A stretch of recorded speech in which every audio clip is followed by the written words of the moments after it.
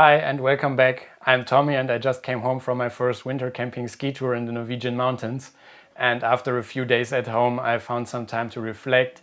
And today I would love to share what I learned from my first ski tour and what I would do differently next time, because I can tell you one thing, there was a lot that didn't go to plan.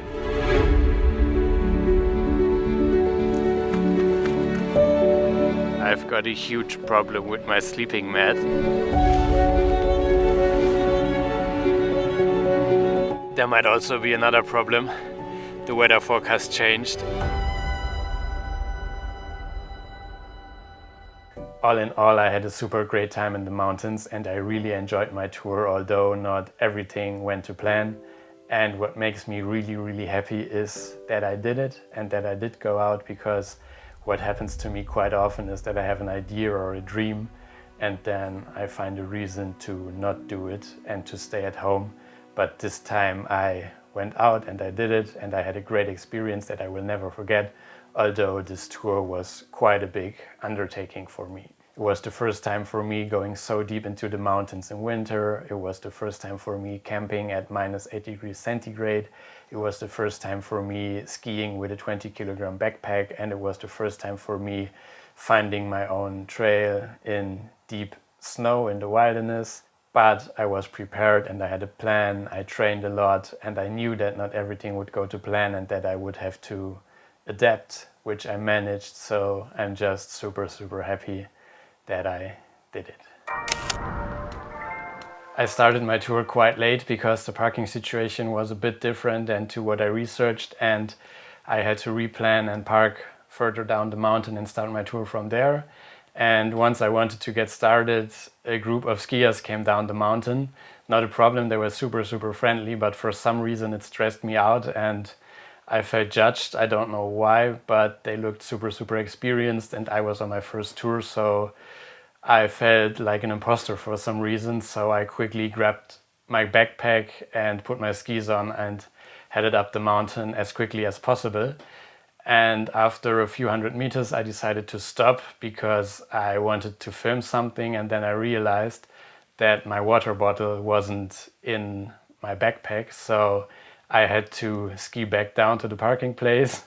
The group of skiers was still there. They were looking at me quite confused, which didn't make me feel better. And then I headed back up the mountain, but I was super stressed before the tour even started.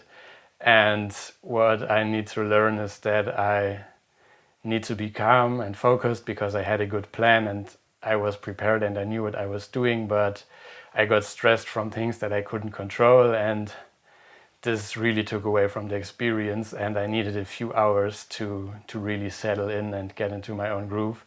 And just imagine if I wouldn't have realized that my water bottle was missing, the tour could have been over before it even started.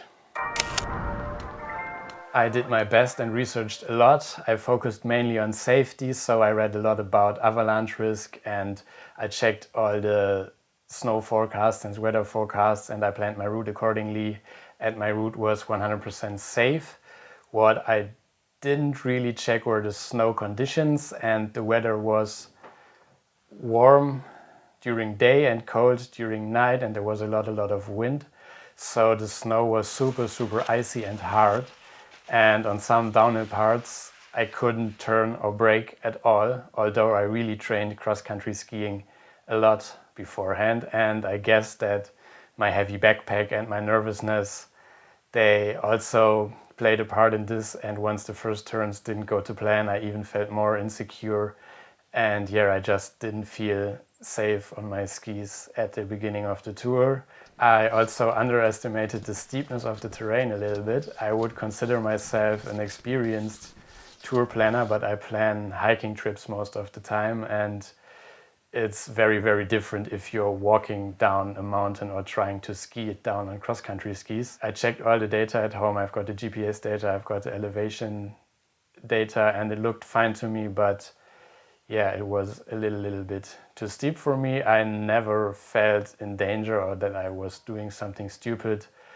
It was just that some of the downhill skiing wasn't as much fun as I expected. So what would I change for my next ski tour? I guess not a lot. I believe I just need to be out in the mountains on my skis as often as possible, train, feel the different conditions and feel safe and comfortable even when the snow conditions are bad. This is something I knew beforehand, but it was the first time I really felt it. If your equipment fails in summer, most of the time it's not a big problem. You might have a bad experience and it's not fun anymore, but to really get in danger, you need to do something stupid or things really need to go bad. But in winter, you really depend on your equipment and things can get dangerous quite quickly. For example, my sleeping pad, it broke, but I was still able to be insulated from the ground. I just couldn't sleep. But imagine if it had failed completely, it would have been impossible for me to not get hypothermic. So I always bring my cell phone and I bring a power bank to be able to communicate. And I also have the Garmin inReach Mini as a backup device. It's a small GPS device with which you can communicate even if there is no cell service. So what's the takeaway of all of this? Winter camping is hard and it can get dangerous if something goes wrong. So if you're not an experienced backpacker or you never spend a night out in nature, maybe don't start in winter, but start in summer, and then maybe spend the night in winter in your tent in your garden or somewhere where you can park your car before you go out into the mountains. This might sound a bit silly and cheesy, but I feel like I can trust myself in the mountains. There were a lot of things out of my control that didn't go to plan, but I believe I made a lot of good decisions and never put myself into a dangerous situation. I didn't make it as far up the mountain as I planned the first night, but I realized that and I found a good camping spot before it was too late and too dark. My sleeping mat broke, which meant that I couldn't sleep at all, which can lead to panic and stupid decisions, especially in winter. But I just stayed calm and waited for sunrise. And what helped me a lot in this situation was that I prepared and drank a lot of tea, because the preparing process takes a lot of time and is distracting.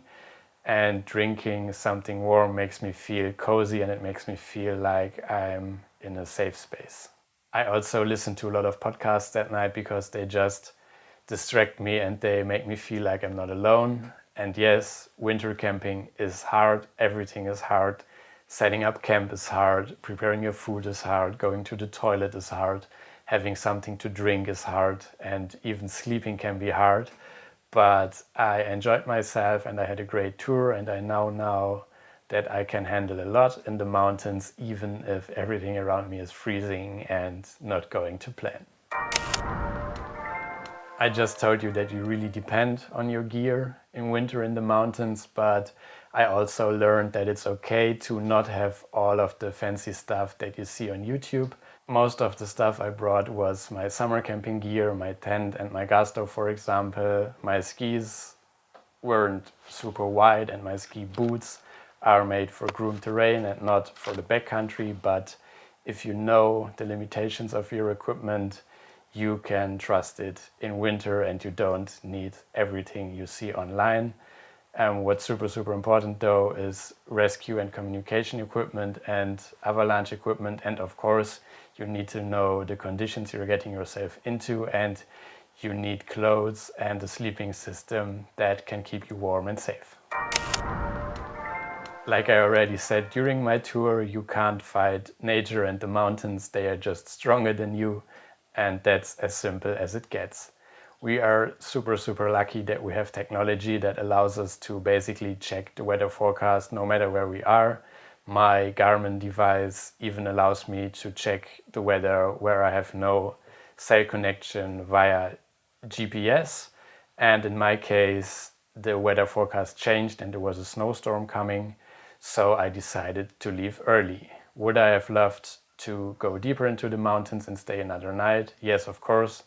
Would it have been a wise decision? I don't think so. So I'm super happy that I decided to turn around and didn't let my ego put me into danger.